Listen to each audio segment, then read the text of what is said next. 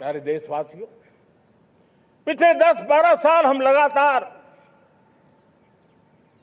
2047 के लक्ष्य को पाने के लिए दौड़ रहे हैं।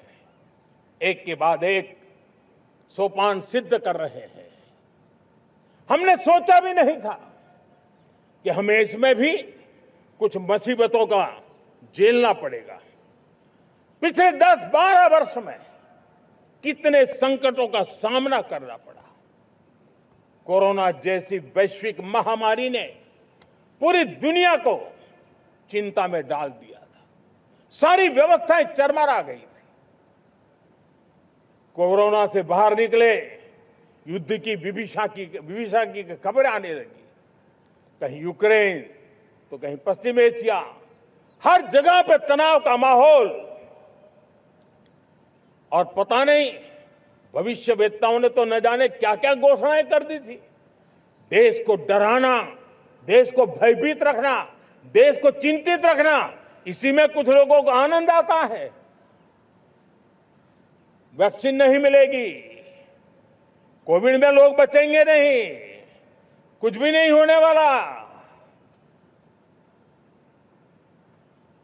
वेस्ट एशिया का क्राइसिस आया, पेट्रोल पंप पे पेट्रोल नहीं मिलेगा, गैस नहीं मिलेगा, डीजल नहीं मिलेगा, फर्टिलाइजर नहीं मिलेगा।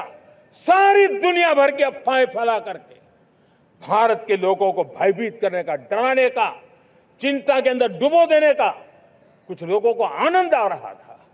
लेकिन देश ने देख लिया कि पिछले 10-12 साल की सुविचारित योजनाएं रंग ला रही है और हम इतने बड़े संकट के बावजूद भी नागरिक देवो भव के मंत्र को लेकर के जीते हुए भारत ने जो तैयारियां की थी, एक के बाद एक कदम उठाया था।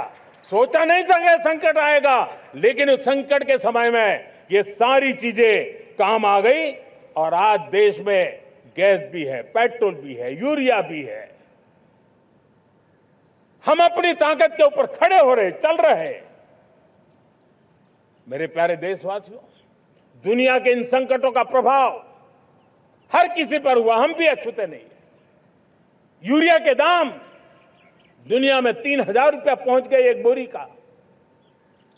आज भी हम मेरे देश के किसानों को वो बोझ सहने के लिए मजबूर नहीं कर रहे। सरकार अपने कंधों पर वो बोझ उठा रहा है और दुनिया से जो 3,000 रुपया में यूरिया का बोरा हमें मिलता है, वो हमारे किसानों को हम सिर्फ 300 रुपये में दे पाते हैं।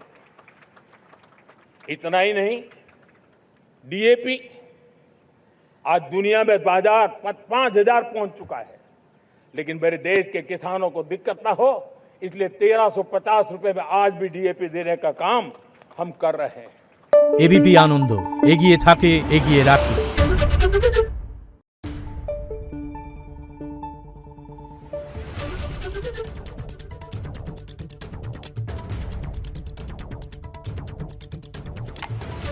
Thank you.